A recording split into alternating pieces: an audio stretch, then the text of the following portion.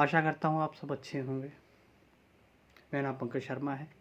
मैं आपके लिए एक और इतिहास का काला अध्याय आज आपके सामने प्रस्तुत करूँगा।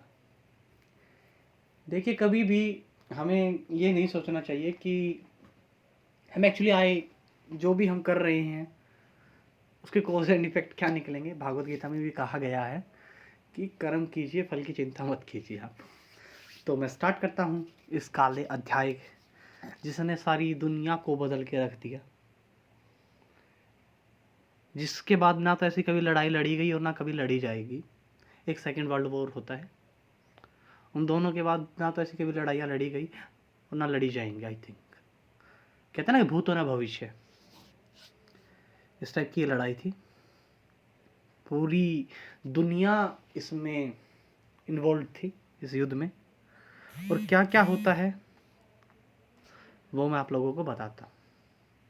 इसकी शुरुआत होती है 1914 से 1918 तक, आई थिंक 1919 तक चला था, क्योंकि ट्रीटी ऑफ वर्सेल जब तक संधियाँ नहीं हुई तब तक ये युद्ध मतलब चलता रहा। इसमें 1.5 करोड़ लोग मारे गए, जिसमें 60 लोग सिविलियन थे, बाकी सोल्जर्स थे। और ऐसा नहीं है कि इंडिया इस वॉर में नहीं लड़ रहा था, इंडिया भी इसी वॉर में लड़ रहा था, क्योंकि आपको पता होगा इंग्लैंड के पास तो अपनी सेना नहीं थी ना, क्योंकि हम कॉलोनीज थे उनकी, और जहाँ पे इंग्लैंड की कॉलोनी वहाँ पे हमें भी लड़ना पड़ेगा।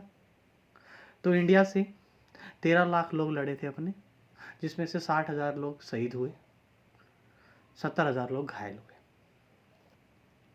इसकी शुरुआत एक्चुअली हम मानते हैं तो 28 जुलाई 1914 से होता है, और 11 नवंबर 1918 तक ये युद्ध चला। इसे जुलाई क्राइसिस भी कहा जाता है भाई, इसे अब जुलाई क्राइसिस भी कहा जाता है। ये मैंने कुछ वर्ल्ड वॉर के लेके डाला है। इसमें 2 पावर्स लड़ती हैं भाई, अलाइड पावर्स और सेंट्रल पावर। भाई अलाइड पावर में आप देख रहे होंगे जर्मनी थी, अलाइड पावर में फ्रांस था, ब्रिटिश एम्पायर पूरा, उनकी कॉलोनीज आ गई, यूनाइटेड किंगडम आ गया, कनाडा आ गया, ऑस्ट्रेलिया आ गया, इंडिया आ गया, न्यूजीलैंड आ गया, अदर कंट्रीज। और जो सेंट्रल पावर थी, ये अलाइड पावर अच्छे के लिए लड़ रही थी। आई थिंक मेरा अपना ओपिनियन तो यही है कि अच्छे के लिए लड़ रही थी। और जो सेंट्रल पावर थी, इसमें बेचारे 4 देश, उनकी कुछ कॉलोनीज आ गई भाई। कौन कौन? जर्मनी, ऑस्ट्रेलिया, ओटोमन और बुल्गारिया भी। आप देख रहे होंगे कि जापान और इटली अभी अलाइड पावर्स में लड़ रहे हैं। बाद में वर्ल्ड वॉर 2 आएगा तब ये पाला पलट लेंगे अपना। ठीक है, इसमें ना ट्रिपल अलायंस भी होते हैं। ट्रिपल अलायंस में कौन कौन होते हैं मैं एक बार दिखा देता हूँ। ट्रिपल अलायंस क्या थी, अगर मैंने इसका लगाया होगा तो आई होप, शायद मैंने नहीं लगाया। ट्रिपल अलायंस क्या थी भाई? ट्रिपल अलायंस थी ये रे भाई, देखो ट्रिपल अलायंस, ये जो हरा हरा है सर्कल है वो ट्रिपल अलायंस थे भाई। ट्रिपल अलायंस में कौन कौन थे? ऑस्ट्रिया थी अपनी, हंगरी और जर्मनी, ये थे भाई। तो कहानी की शुरुआत यहाँ से होती है भाई। वर्ल्ड वॉर स्टार्ट होने के कारण क्या थे? कारण यही था कि सबसे बड़ा कारण तो ये था कि जर्मनी का एकीकरण हो गया भाई। बिस्मार्क ने जर्मनी का एकीकरण कर दिया। तो अब जो कि एकीकरण हुआ तो जर्मनी एक अच्छी पावर, मतलब एक अच्छी राष्ट्र और एक अच्छी मतलब वो उभरता है इस कहानी में। और ये सारा झगड़ा मैंने कल भी बताया था जब मैंने नैनजिंग मैसेकर्स कवर किया था। तो ये सब झगड़ा वही ज़मीनी विवाद, पावर बैलेंस बने रहे, इसलिए ये लड़ाई हुई। क्या थे भाई?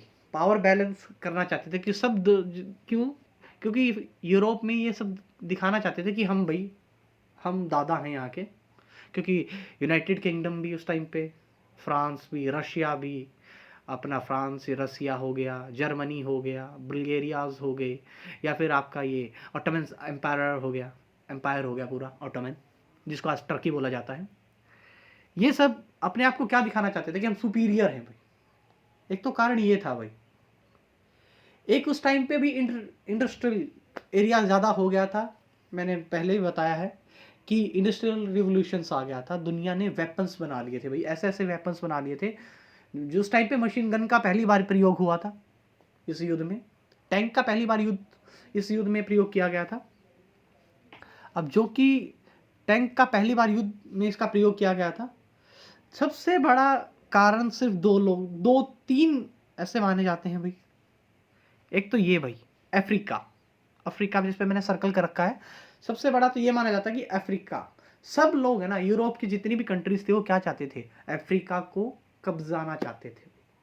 क्योंकि क्योंकि रोड तो उस टाइम पे विकसित थे, लेकिन सब जो ट्रांसपोर्ट कहाँ से होता था भाई, इंडिया के साथ सी के माध्यम से होता था, और लोगों को ना स्लेव चाहिए थे। उस टाइम पे बड़ी प्रथा थी ये। उस टाइम पे आप चाहे कितने ये बड़े ऐसे बने रहो कि हम ऐसे हैं, गोरे ऐसे हैं, लेकिन उस टाइम पे दास प्रथा थी भाई। सब चाहते थे कि कोई मतलब अफ्रीका को जितना लूटा जाए, जितना बर्बाद किया जाए, हमारी कॉलोनीज बने। और ये उस टाइम पे शान की बातें होती थी कि कॉलोनी बनाना मतलब भैया आप किसी को अपनी कॉलोनी बना रहे हो तो आप में दम है, ये दिखाने के लिए भाई। और अफ्रीका को लेकर सिर्फ दो लोग लड़ते थे। कौन कौन? ऑटोमन और रशिया। ये एक दूसरे के इतने दुश्मन थे जितने आज भारत और पाकिस्तान है भाई। उस टाइम पे आज भी है, लेकिन उस टाइम पे बहुत ज्यादा थे। रशिया में उस टाइम पे कौन थे? निकोलस जार थे। और रशिया में ऑटोमन साम्राज्य, एम्परर ऑटोमन टाइम ये करते थे, मतलब राज करते थे। ठीक है, अब भाई तीसरा जो कारण था ये था भाई सीक्रेट अलायंस। लोगों ने एक दूसरे के साथ संधियां की हुई थी भाई। मतलब देशों ने एक दूसरे के साथ संधियां की हुई थी कि अगर कल को मेरे पे अटैक होता तो तुम मुझे हेल्प दोगे, मेरे पे अटैक होता तो तुम मेरे को हेल्प करेगा। वो होता ना कि आपके पड़ोसी में आपका कोई दोस्त है और आपके दोस्त को किसी ने सूट दिया मतलब पीट दिया भाई। आपका दोस्त भागा हुआ है, भाई भाई मेरे को मारा तुम कहते हो भैया चलो कौन हरामी ने तुमको मारा, हम देखते हैं भैया। हालांकि उसके आपका दोस्त है इसलिए आप गए, आप तो सामने वाले बंदे को जानते भी नहीं, लेकिन फिर भी उसको पीटने के लिए गए। इस प्रकार सीक्रेट अलायंस हुई थी भाई, संध्या बस सीक्रेट ट्रीटी साइन करी हुई थी। इटली ने ऑस्ट्रेलिया के साथ, जर्मनी के साथ, बल्गेरिया के साथ, ऑटोमन एम्पायर के साथ, रशिया ने फ्रांस के साथ, ब्रिटेन के साथ, ये मतलब ट्रीटी जब हुई थी इनकी डेट्स दे रखी हैं। एक रीजन ये था भाई। और जो इमीडिएटली रीजन क्या था, इमीडिएटली कोज क्या था, अब तुम सोचते ना कि बारूद ये सब हो रहा था, ये पीरियड के अंदर चल रहा है, चिंगारी बारूद बन रहा है, सब कुछ बारूद आप रिलेट करते रहिए, बारूद बन रहा है। चिंगारी देने का काम किसने किया? आर्कड्यूस फ्रेंच फेर्डिनेंड ने किया। ये ऑस्ट्रिया के क्या होते हैं बेटा? प्रिंस होते हैं, राजकुमार होते हैं, भावी राजा होने वाले। तो और इसकी वाइफ कहाँ जाते हैं भाई? सर्बिया जाते हैं। सर्बिया उस टाइम पे किसका पार्ट होता था बेटा? ऑस्ट्रेलिया, हंगरी, ये दोनों उस टाइम पे एक ही होते थे, ऑस्ट्रिया हंगरी, उसका पार्ट होता था भाई। चले गए ये, उनके जासूसों ने मना भी किया भाई। किसको मना किया? ये आर्कड्यूस को मना किया कि आप मत जाइए वहाँ पे, लोग पहले ही मतलब बौखलाए हुए हैं भाई। अब कोई नहीं, कोई भी बौखलाएगा भाई आपका।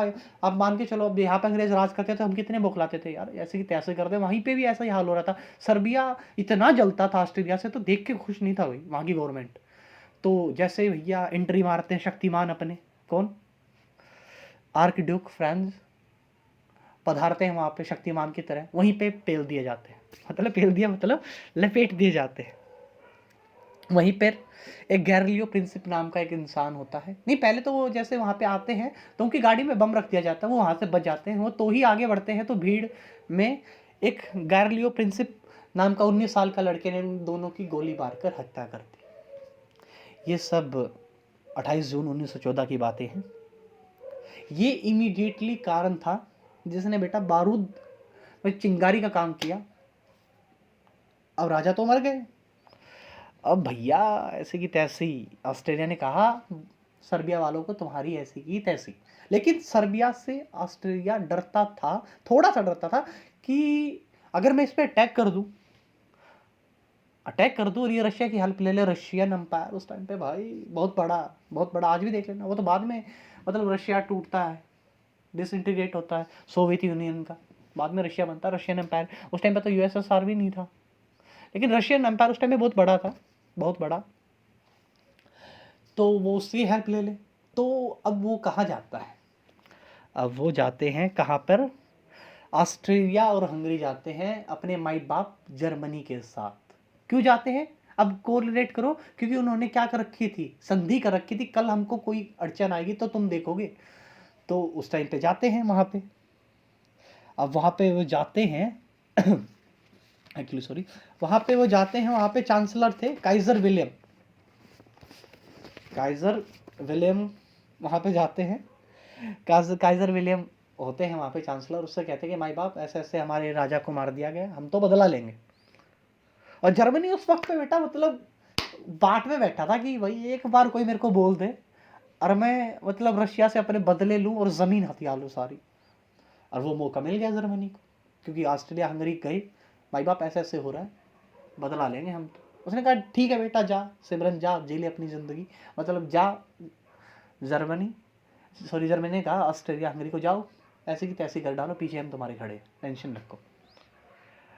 अब भैया बारी आती है, उंगली मटका ली किसने, ऑस्ट्रेलिया और हंगरी ने। ऑस्ट्रेलिया और हंगरी ने अपनी उंगलियां मटका ली और सीधे पहुंचे सर्बिया के पास। और सर्बिया के पास जाते हैं ट्रीटी लेके, मतलब ट्रीटी नहीं, टर्म एंड कंडीशंस लेके। ट्रीटी तो बाद में होती है, टर्म एंड कंडीशंस लेके। और काफ़ी ह्यूमिलेटिंग, शर्मनाक, कहते हैं ना कि गोडेर गिड़वाने वाली, ऐसी गोडेर गिड़वाना मतलब ऐसी बेइज्जती करने वाली लेके जाते हैं। और बेचारा सर्बिया सारी शर्तें मान लेता है। सर्बिया बेचारा गांधी के जैसा, एक गाल बढ़ा और दूसरा गाल आगे। वो सोचा लड़ाई नहीं करते हैं, छोड़ देते हैं, काहे लड़ना भैया, मान लेता है उनकी सारी शर्तें मान लेता है। लेकिन जो 6th आर्टिकल होता है वो आर्टिकल क्या कहता है बेटा, सर्बिया मानने से इनकार कर देता है। सर्बिया तो मानने से इनकार कर गया अभी। 6th आर्टिकल में क्या था, आर्टिकल में बाकायदा ये था कि जिस लड़के ने भी, मैं बता रहा था, उस लड़के ने गैलीलियो को सरकार के हवाले किया जाएगा। और जो ऑफिसर थे इस केस में, राजा की हत्या में, उन पर ट्रायल चलेगा, मुकदमे चलेंगे और उनको फांसी सजा होगी। सर्बिया ने कर दिया भैया मना, अबे जा भोगते रहे, हम नहीं देंगे अपने सैनिकों को। तो भैया यहाँ पे मूड खराब हो गया ऑस्ट्रेलिया हंगरी का, तुम नहीं दोगे भैया, अच्छा तुम नहीं दोगे, अटैक कर देते हैं भाई। अटैक करते हैं भाई 28 जुलाई 1914 को अटैक होता है। इसीलिए इसको क्या कहा जाता है, जुलाई क्राइसिस कहा जाता है। अब भैया बकरे की माँ कब तक खैर मनाएंगे, कहाँ सर्बिया, कहाँ ऑस्ट्रेलिया हंगरी, ऊपर से जर्मनी बाबूजी। अब ये कहाँ पे गए, रशियन के पास। सर्बिया रसिया के पास गया, रसिया से बोला माई बाप हमको बचाओ, ये तो कमीने हमको मार खाएंगे, नोच खाएंगे। तो रशिया भी वेट ही कर रहा था, क्योंकि रशिया को बदला लेना था ऑटोमन से, और ऑटोमन ने ट्रीटी कर रखी थी जर्मनी और इनके साथ। मतलब रशिया जानता था कि ऑटोमन जाएगा युद्ध में और हम ऑटोमन को हरा देंगे, उसका भी हथियार लूंगा। तो जर्मनी ने बड़ा दिल करके कहा मैं तुम्हारे साथ हूं, अब डरो मत, हम तुम्हारे साथ। युद्ध हो गया भैया शुरू, युद्ध शुरू होता है ऐसे ऐसे करके। बाद में एक के बाद एक देश कूदने लग जाते हैं। अब कहाँ से होगी जर्मनी, अब युद्ध चल पड़ा भाई। जर्मनी ने गलती कर दी, बहुत बड़ी गलती कर दी, मैं आपको दिखाता हूँ उसने क्या गलती की। ये वो थे भाई ड्यूक फर्डिनेंड, ये बेचारे गए चचा अपने सुलझाने के लिए दंगे, खुद ही निपट गए वहाँ पे। ये ट्रेंचेस थे भाई, मैं दिखा देता हूँ, एक सेकंड रुकिए। ये एक मैंने लगाया था, देखिए भाई ये देखिए भैया, ये देखो क्या है, ये देखिए यहाँ से कौन है, जर्मनी, ये जर्मनी है। यहाँ से इसने अटैक कर दिया बेटा, यहाँ से देखो ये जर्मनी, टर्की, बल्गेरिया, ये एक साइड ऑस्ट्रेलिया, ये एक साइड, बाकी देश एक साइड। तब तक जर्मनी ने गलती कर दी। जर्मनी ने क्या गलती करी, इसने क्या किया, फ्रांस पे क्या कर दिया भाई, अटैक कर दिया, बिना बात पे अटैक कर दिया। बहाना किसका लिया, बेल्जियम का। बेल्जियम को बोला कि हम तुमको कुछ नहीं कहेंगे, हम अटैक करेंगे सिर्फ किस पे, फ्रांस पे। बेल्जियम ने कहा तुम्हारी ऐसी की तैसी, क्यों करने दूंगा, नहीं करने दूंगा। तो वहाँ पे भैया चांसलर जी का मूड खराब हो गया, उन्होंने किस पे आक्रमण कर दिया, बेल्जियम ने।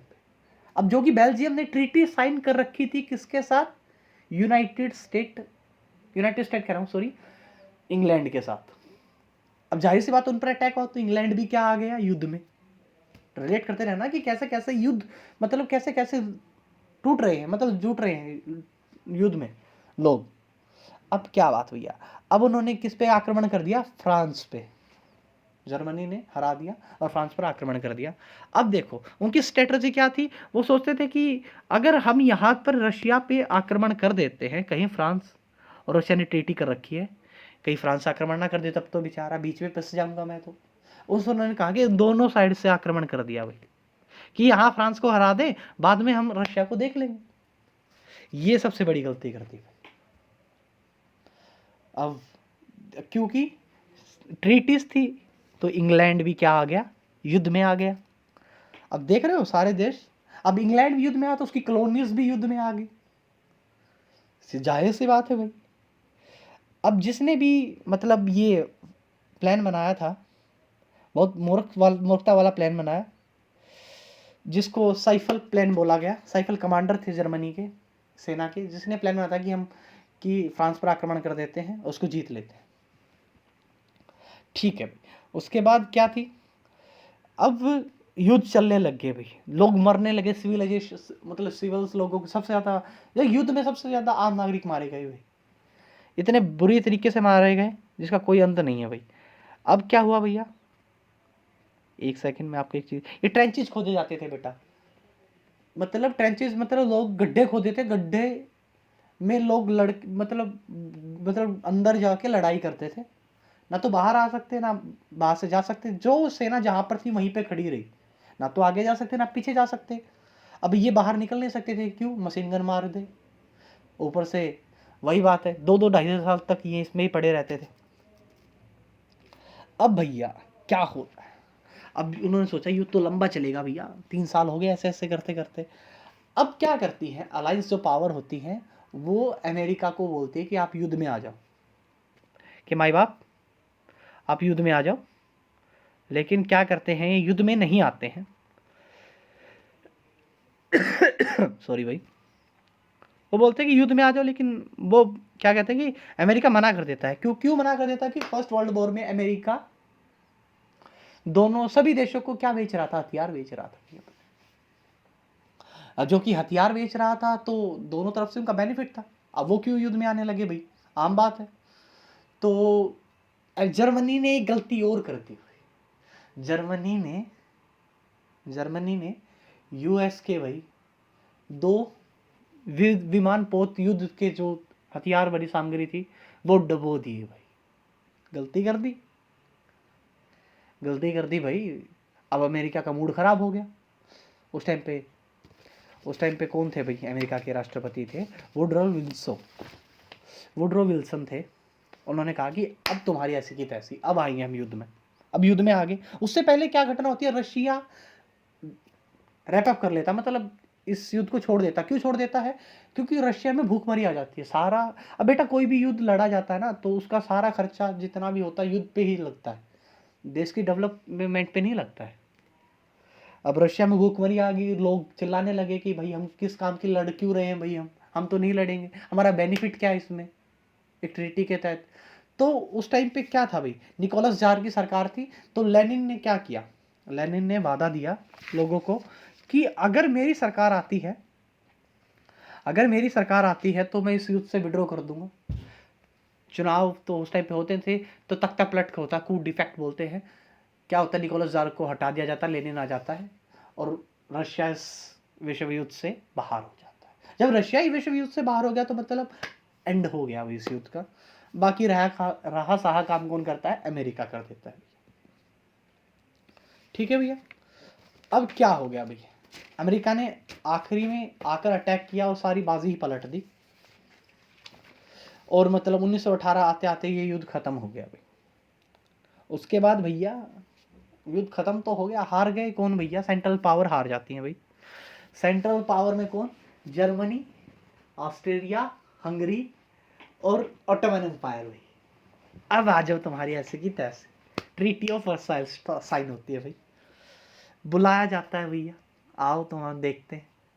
कहते हैं कि जब ऐसा, मैंने नहीं, इतिहासकार मानते कि जो ये ट्रीटी ऑफ वर्साइल हुई थी ना, इतनी ह्यूमिलेटिंग थी। अब मैं इसके पॉइंट बताऊंगा आपको कि बस पूछो मत।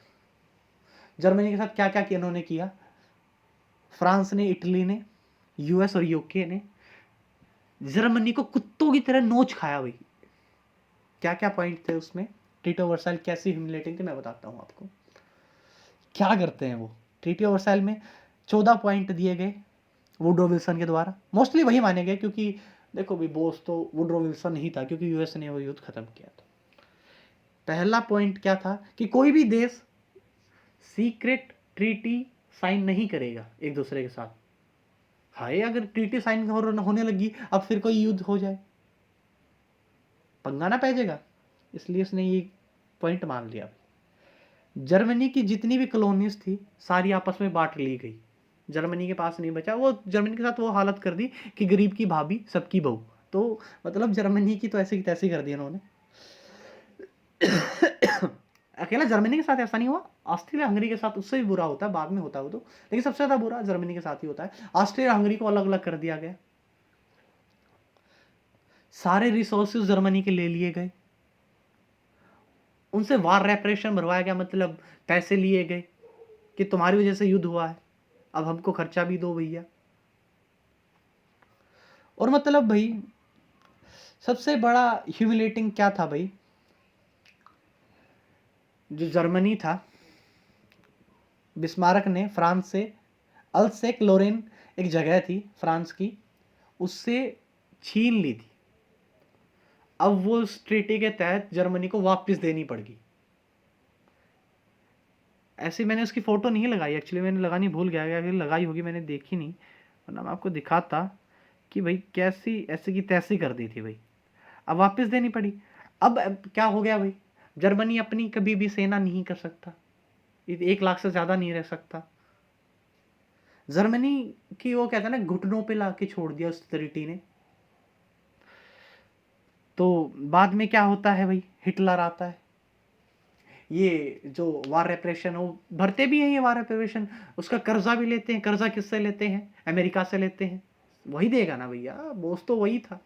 मतलब वहां से वो उसकी जमीन खरीदता रहा, वहां से उसको पैसा देता रहा, वो भरता रहा बेचारा, कब तक भरेगा। वार रेपरेशन देने बंद कर देता है आते ही, तो सेकेंड वर्ल्ड वॉर स्टार्ट हो जाता है। अब मैं आपको एक चित्र दिखाता हूँ, एक सेकेंड, मेरे पास एक चित्र है, ये रहा भाई, एक सेकेंड। हाँ, ये जो सैनिक है, एक बार एक सैनिक होता है ब्रिटिश सैनिक, युद्ध खत्म हो जाता है और एक सोल्जर इसके सामने खड़ा होता है, ब्रिटिश, इस ऑफिसर का नाम नहीं लूंगा इस वक्त पे, तो इस ऑफिसर के सामने खड़ा होता है, युद्ध जो कि खत्म हो चुका था, वो नैतिकता के हिसाब पर वो छोड़ देता, उसे कहता कि यार नैतिकता नहीं मानती कि जब युद्ध ही खत्म हो गया क्यों मारूं मैं इसको। तो ये जिस उस 19 साल के, या सॉरी 19 साल कह रहा हूँ, कि 23 साल के लड़के को छोड़ता है, जानते हैं किसको छोड़ता है, ये उस टाइम पे छोड़ता है एडोल्फ हिटलर को भैया। अगर ये इसको मार देता ना उस वक्त पे, तो सेकेंड वर्ल्ड वॉर कभी शुरू ही नहीं होता भैया। ये खुद एडोल्फ हिटलर ने अपनी बायोग्राफी में बताई है कि इस इंसान ने इसको छोड़ दिया था, जिसका खामियाजा किसने भुगता भैया, हम सब ने भुगता। उसके बाद यही तक का लेक्चर था भैया, ये वर्ल्ड वॉर 1 था। अगर इसके बाद अगर आपको पसंद आता है मेरे द्वारा बताया हुआ, तो इसके बाद वर्ल्ड वॉर 2 हम शुरू करेंगे। वर्ल्ड वॉर 2 शुरू करने के बाद इस सीरीज़ को मैं ऐसे ही बढ़ाता रहूँगा। ये देखिए भाई, आपके अंदर है ना बच्चे, कभी भी ये कहानी हमें ये सीख देती है कि आपके अंदर कभी भी घृणा का दानव नहीं आना चाहिए। अगर जब इंसान के अंदर घृणा का दानव आता है, उसका आकार बढ़ता ही है, कभी घटता नहीं है। इसलिए आपके अपने अंदर कभी भी घृणा का दानव नहीं आने देंगे। और इतिहास तो देखो भाई काले अध्याय से भरा पड़ा है, मैं आपको ज़रूर पढ़ाऊँगा अगले अध्याय भी। अगला मेरा लेक्चर होगा वर्ल्ड वॉर 2 पे, ट्रीटी ऑफ वर्साइल मैंने आपको बता दिया है। इस लेक्चर में बस इतना ही था, धन्यवाद। घर पे रहिए, सुरक्षित रहिए, थैंक यू वेरी मच। और प्लीज़ मेरे चैनल को सब्सक्राइब कर लीजिए, आपका एक लाइक मेरे और एक सब्सक्राइब मेरे को बहुत मोटिवेशन देता है भैया, और आगे भी काम करने का मन करता है भैया। Thank you guys.